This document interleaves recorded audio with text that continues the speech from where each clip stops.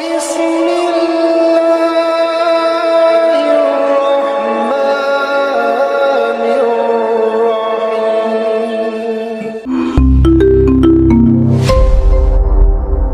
hendaklah yang paling tua di antara kamu menjadi imam bagimu. Hadis riwayat muttafaq alaih.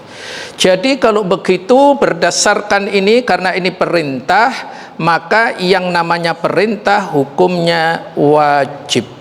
Maka yang namanya adzan hukumnya lebih tepatnya adalah fardu kifayah. Jadi hukum adzan adalah fardu kifayah. Adapun orang yang sholat sendirian disunahkan adzan dan iqamah, namun bukanlah wajib, karena ketika mengumandangkan adzan saat sholat sendiri tidak ada jamaah yang dipanggil, akan tetapi karena dalam adzan terdapat zikir kepada Allah, maka tetap dianjurkan.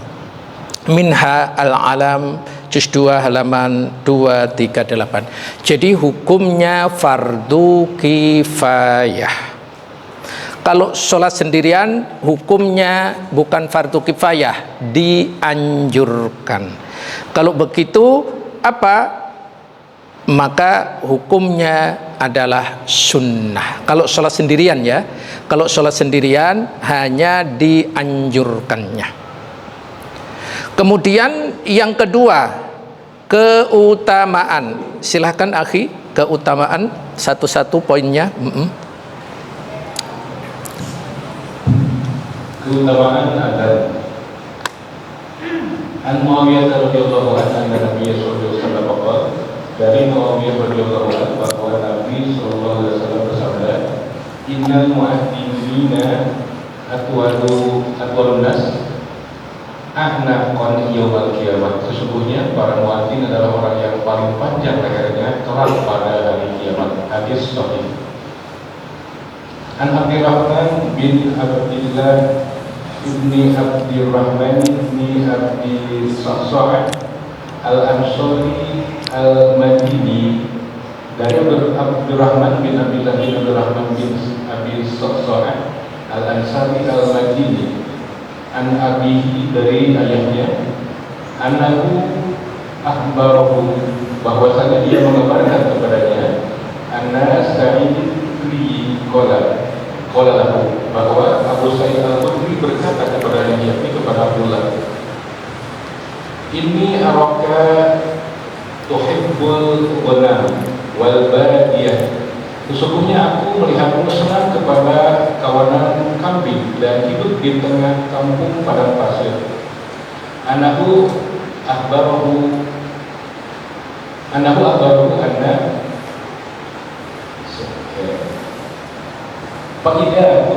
Fa'idha kunta fi ghanamika au badiyatika. Sesungguhnya oleh karena itu apabila kamu berada di tengah-tengah kawanan kambingmu dan berada di padang kampungmu, pada pasir kampungmu, padanta bis sholat, maka lalu kamu azan untuk sholat, farfa sautaka bin nidani, maka keraskanlah suaramu, fa innahu la yasma'u mada sautil muadzini zinun aw la insanin law insun wala sayun. Karena sungguhnya yang mendengar suara adzanmu baik dari kalangan jin juga tidaklah dari kalangan manusia, dan sesuatu apapun illa sahida lahu yaumal qiyamah, maka mereka akan bersaksi pada hari kiamat. Qala Abu Sa'idin, berkata Abu Sa'id, sami'tuhu min Rasulillah sallallahu alaihi wasallam, mendengar hal ini dari Rasulullah sallallahu alaihi wasallam. Hadis sahih. Iya, baik. Kemudian keutamaan adzan. Apa keutamaan adzan? Berdasarkan hadis-hadis baik dari Muawiyah, dari Abdurrahman dan seterusnya, maka yang namanya adzan manfaatnya, keutamaannya sangat banyak sekali. Di sini Saya sudah mencoba mencari tambahan biar lebih lengkap. Yang pertama, keutamaan adzan itu syaitan menjauh saat mendengar adzan. Jadi syaitan itu lari menjauh ketika mendengarkan adzan. Ini disampaikan oleh Rasulullah sallallahu alaihi wasallam yang diriwayatkan oleh Bukhari dan Muslim. Ibnu Jauzi mengatakan, suara adzan membuat syaitan takut sehingga pergi menjauh. Kenapa? Karena di dalam kumandang adzan sulit terjangkit riya dan kelalaian. Berbeda dengan sholat, hati mudah diserang oleh syaitan dan ia selalu memberikan pintu waswas, sampai Abu Awanah membuat judul suatu bab dalil bahwa orang yang memandangkan adzan dan iqamah tidak dihinggapi waswas syaitan dan sulit terjangkit riya karena syaitan menjauh darinya. Fathul Bari juz 2 halaman 87. Jadi lihat, ketika adzan, orang yang adzan itu ada was-was enggak? Enggak ada. Suaranya gimana? Lantang, keras. Coba kalau sholat, was-wasnya dengan yakinnya besaran mana? Was-was. Yakinnya ketika takbiratul ihram aja. Setelah itu gimana? Pikirannya kemana-mana. Itu. Ini yang pertama. Yang kedua, keutamaannya yang mendengarkan adzan akan menjadi saksi bagi muadzin pada hari kiamat. Di hadis ini tadi bahwa la yasma'u mada sautil muadzin jin wala ins wala syai'un illa syahidalahu yaumal qiyamah. Itu. Jadi akan menjadi saksi atasnya. Masya Allah. Kemudian yang ketiga, kalau tahu keutamaan adzan pasti akan menjadi rebutan. Kalau tahu ya keutamaan muadzin itu, orang-orang nanti pasti rebutan luar biasa. Lihat di sini, seandainya setiap orang itu tahu keutamaan adzan dan shaf pertama, kemudian mereka ingin memperebutkannya, tentu mereka akan memperebutkan dengan berundi. Hadis riwayat Bukhari Muslim. Imam An-Nawawi memberikan penjelasan dalam kitabnya Syarah Sahih Muslim. Apa itu? Yang dimaksud hadis adalah seandainya mereka mengetahui keutamaan adzan, keagungan dan balasan yang sangat besar. Itu. Seperti apa? Di sini tadi bahwa nanti di yaumil akhir muadzin itu apa? Yakni lehernya panjang. Leher panjang bukan terus menjadi apa itu? Binatang hewan panjang itu leher panjang, bukan. Iya, bukan.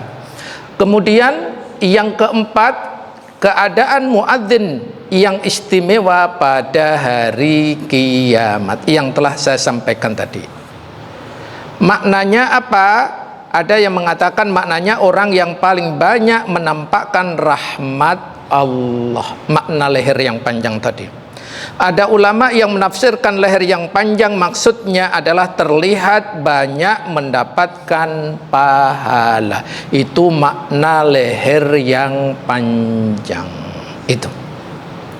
Kemudian keutamaan yang kelima, muadzin diampuni oleh Allah dan dimasukkan dalam surga kelak. Masya Allah. Jadi orang yang beradzan itu luar biasa. Hal ini disampaikan oleh Rasulullah sallallahu alaihi wasallam.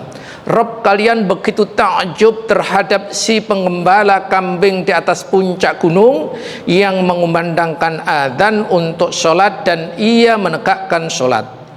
Allah berfirman, perhatikan hambaku ini, ia beradzan dan menegakkan sholat karena takut kepadaku.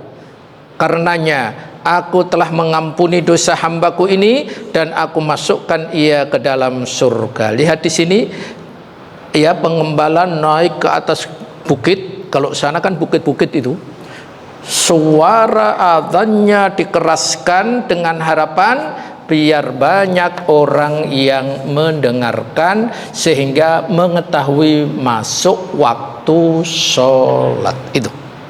Kemudian yang keenam, muadzin lebih utama daripada imam. Oh, luar biasa. Luar biasa. Ini hadis-hadisnya nanti bisa akhir bisa minta ke anunya. Ya.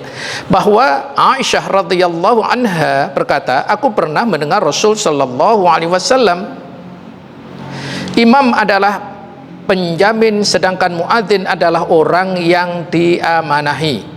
Semoga Allah memberi petunjuk kepada para imam dan mengampuni para muadzin.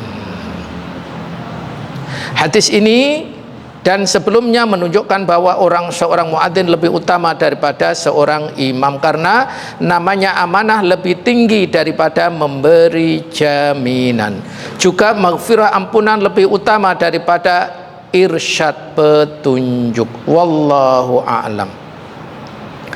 Ini diantara keutamaan muadzin atau adzan. Kemudian yang ketiga, sifat adzan. Silahkan akhi. Tiga, sifat adzan. An Abdillah ibni Zaidin ibni Abdul Rabbi qala, dari Abdillah bin Zaid bin Abdi Rabbi, dia berkata, lama ajma'a Rasulullah sallallahu alaihi wasallam yang riba bin Nubus.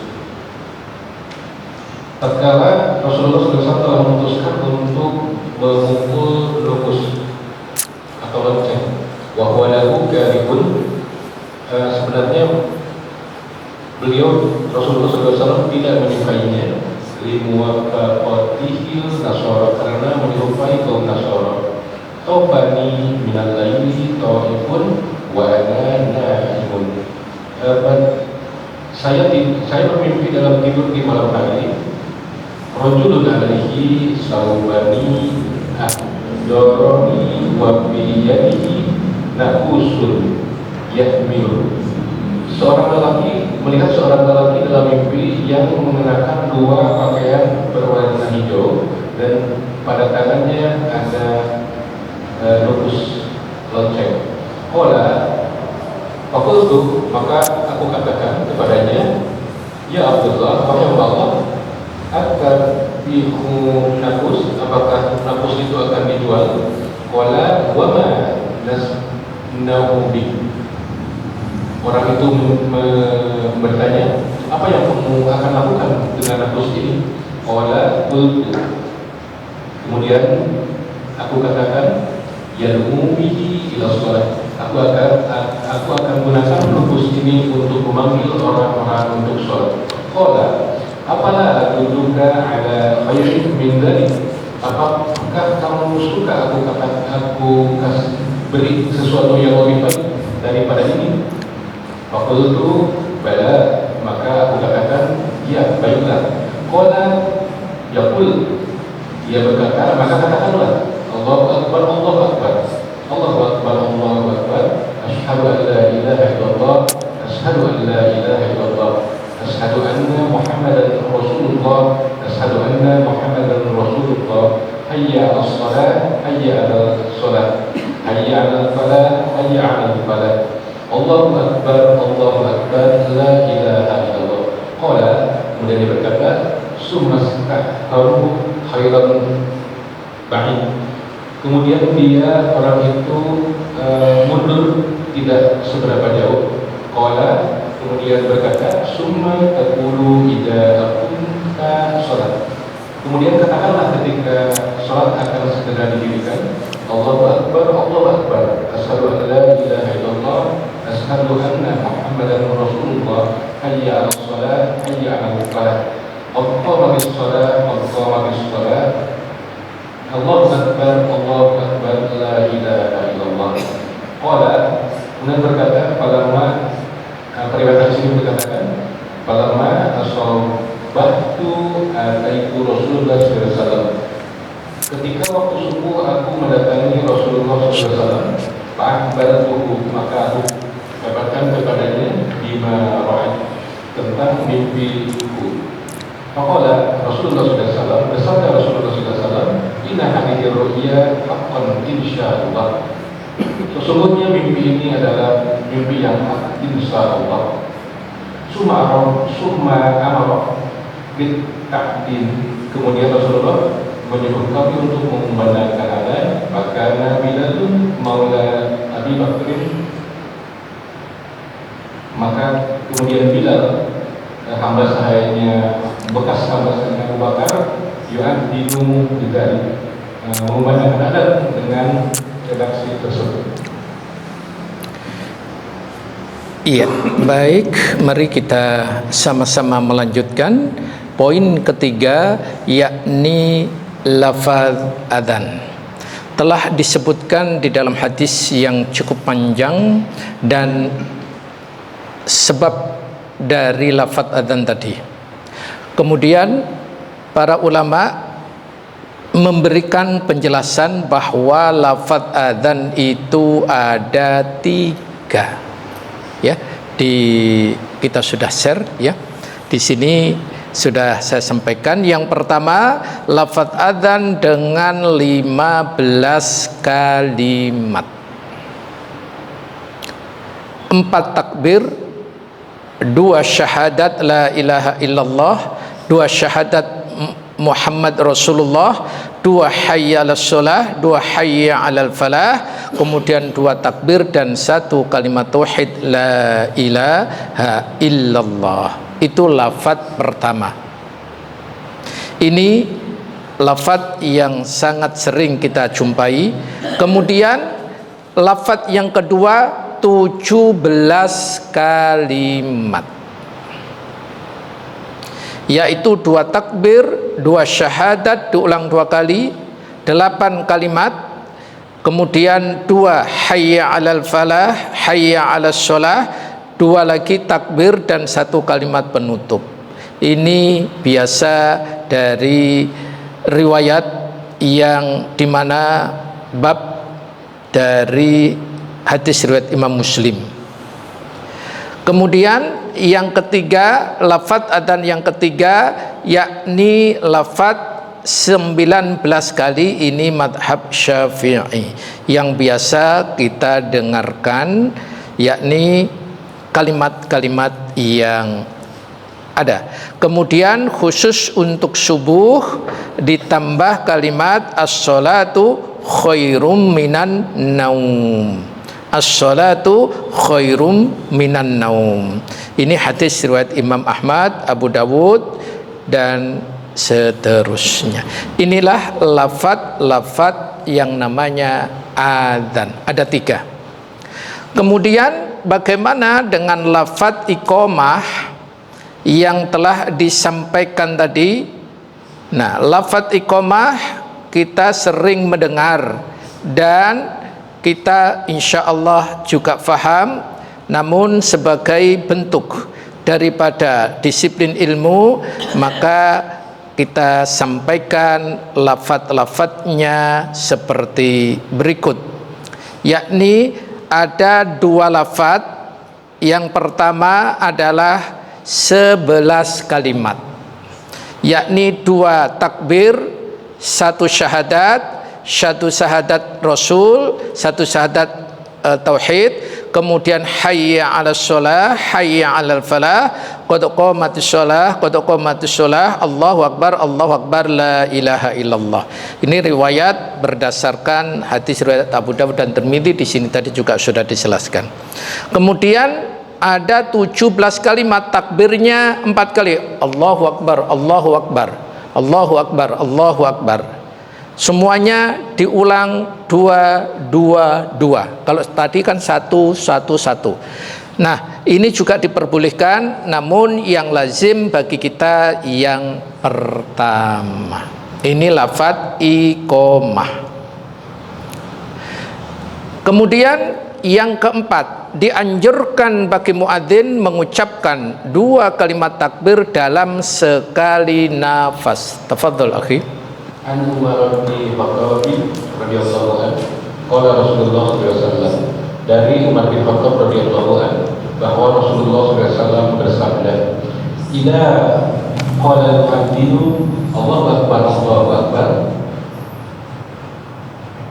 Apabila muadzin mengucapkan Allahu akbar, Allahu akbar, maka subuh, maka seseorang di antara kalian mengucapkan Allahu Akbar, Allahu Akbar.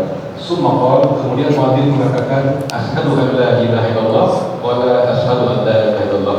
Ketika muadzin mengatakan asyhadu an la ilaha illallah, maka kalian ucapkan asyhadu an la ilaha illallah. Dalam hadis di atas terkandung isyarat yang jelas bahwa muadzin mengucapkan setiap 2 takbir dalam sekali nafas, dan orang yang mendengar pun menjawabnya seperti itu. 1 Muslim juz 3 halaman 79. Iya. Kemudian ketika baik muadzin maupun yang mendengarkan sekali nafas ketika membaca takbir.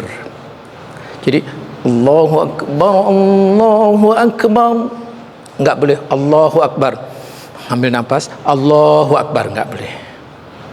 Jadi Allahu Akbar, Allahu Akbar, baik muadzin maupun yang mendengarkan. Bagaimana Ustadz kalau yang mendengarkan nafasnya enggak kuat? Ya jangan panjang-panjang. Allahu Akbar, kan kita kan mendengarkan kemudian menjawab, ya Allahu Akbar, Allahu Akbar. Masa enggak kuat sih gitu nafasnya kan gitu. Insya Allah kuat ya. Ini ilmu. Jadi takbir 2 kali takbir enggak boleh 2 kali nafas, harus sekali nafas seperti itu. Ternyata ada aturannya. Iya, ada aturan yang sangat jelas di dalam Islam itu. Wallahu a'lam. Kemudian yang kelima, dianjurkan melakukan tarji'.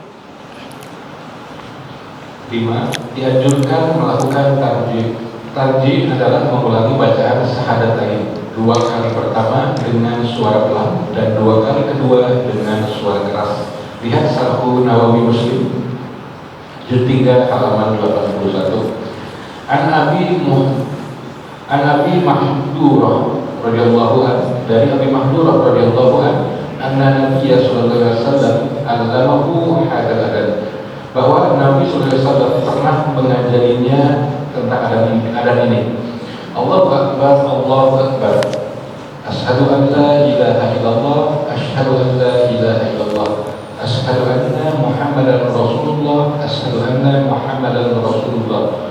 Summa yaqulu wa yaqul, kemudian dia mengulangi dengan mengucapkan asyhadu an la ilaha illallah, asyhadu an la ilaha illallah, asyhadu anna Muhammadan Rasulullah, asyhadu anna Muhammadan Rasulullah, hayya 'alas shalah marratain, mengucapkan hayya 'alas shalah 2 kali, hayya 'alal falah marratain, mengucapkan hayya 'alal falah 2 kali, Allahu Akbar, Allahu Akbar, la ilaha illallah. Iya. Kemudian tarji' itu diulang. Apa yang diulang? Syahadatain, 2 kalimat syahadat. Yang pertama pelan suaranya, kemudian yang kedua semakin keras. Asyhadu an la ilaha illallah. Yang kedua, asyhadu an la ilaha illallah, dan seterusnya. Syahadat Rasul juga demikian. Pertama pelan, yang kedua keras. Inilah yang namanya tarji', pengulangan. Kemudian yang keenam, taswib pada adzan pertama sholat subuh. 6. Taswib pada azan pertama sholat subuh. An Abi Mahdurah, dari Abi Mahdurah radhiyallahu anhu, anna Nabiyya sallallahu alaihi wasallam allamahul adab, bahwa Nabi sallallahu alaihi wasallam pernah mengajarinya adab. Wa fihi hayya 'alal falah, hayya 'alal falah, dan padanya ada ucapan hayya 'alal falah, hayya 'alal falah. As-salatu khairun minan naum, as-salatu khairun minan naum. Fi ulan minas subhi, pada adzan awal salat subuh. Allahu Akbar, Allahu Akbar, la ilaha illallah. Al-Amir As-Sonani dalam kitab Sulubus Salam juz 1 halaman 120 menulis bahwa Ibnu Ruslan berkata, tasbih hanya disyariatkan pada adzan pertama pada waktu menjelang subuh, karena adzan ini untuk membangunkan orang yang masih tertidur nyenyak. Sedangkan adzan kedua adalah untuk memberitahu masuknya sholat subuh dan mengajak kaum muslimin untuk sholat berjamaah subuh. Iya, taswib. Apa sih taswib itu? Taswib itu bacaan as-sholatu khairum minan naum. Iya, itu dibaca di rakaat pertama. Yaitu apa? Yakni kalau adzan itu kan ada dua. Adzan yang pertama 1 jam sebelum waktu subuh.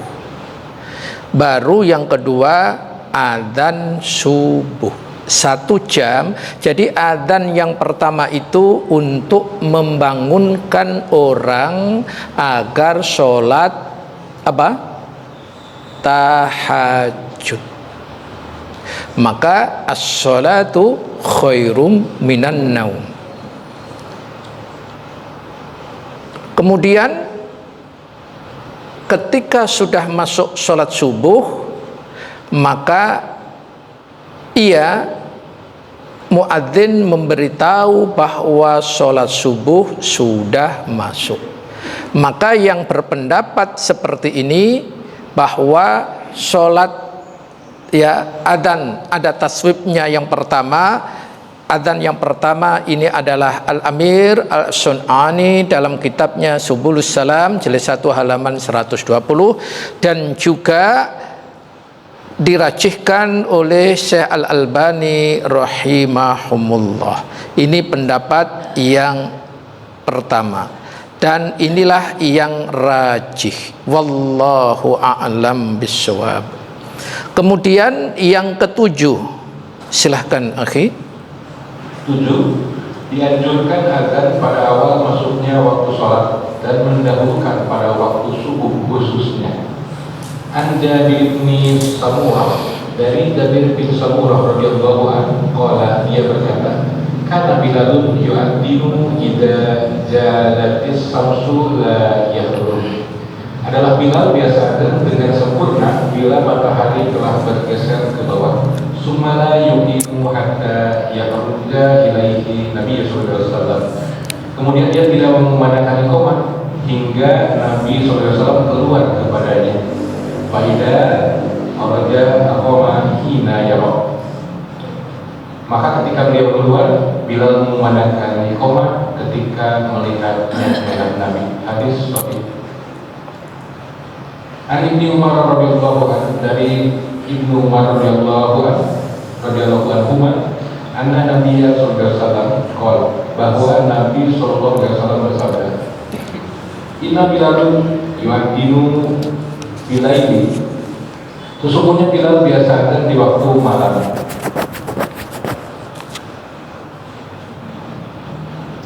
Ini Pakulu.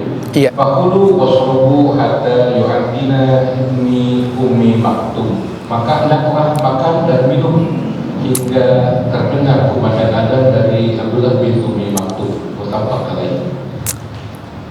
Nabi SAW sudah menerangkan hikmah didahulukannya adzan subuh sebelum waktunya dengan sabdanya, la yamna'anna ahadakum, janganlah kalian dicegah, seseorang di antara kalian dicegah, ada Bilal, dengan ada Bilal min sahuri dari sahurnya. Fa innahu yu'adzinu, karena sesungguhnya dia memberitahukan, au yunadi bilail, atau Nabi bersabda, ia menyeru di waktu malam, lihat dia imaku, agar orang yang biasa bangun di malam hari ia kembali pulang ke rumahnya. Wali yunabbiha nahimakum, dan untuk membangunkan orang-orang yang sedang tertidur nyenyak di antara kalian. Muttafaq alaih. Iya, kemudian yang ketujuh, adzan itu di awal waktunya. Wabil khusus adalah subuh. Karena ingat, ada sebagian wilayah karena penduduknya terutama untuk sholat yang bekerja di sawah-sawah, ya akan ada daerah-daerah tertentu yang adzan asarnya kadang-kadang diundur. Nah ini yang sahih, yang rajih, adzan itu di awal waktu. Contohnya ketika ada kajian ba'da maghrib, kan antara maghrib dengan isya itu kan waktunya mepet. Maka ketika pelaksanaan kajian itu sudah masuk waktu isya, adzan dulu. Nah, adzan dulu. Begitu selesai adzan, jadi orang-orang pada datang, kita lanjutkan kajiannya. Kemudian selesai kajian baru didirikan sholat Isya. Jadi adzan ya usahakan di awal waktunya. Insya Allah seperti itu yang rajih. Bukan kajiannya diselesaikan dulu sampai jam 8 misalkan baru adzan. Nanti kalau kondisi yang dilakukan seperti itu akan timbul fitnah. Mosok adzan isya jam 8:30. Jadi waktunya berhenti dulu adzan. Masalah pelaksanaannya sholat iqomahnya nanti kan nggak perlu pakai pengeras suara, karena kalau adzan wajib ya pakai pengeras suara guna untuk mengundang atau memberitahu bahwa sholat sudah masuk seperti itu. Wallahu a'lam bishawab.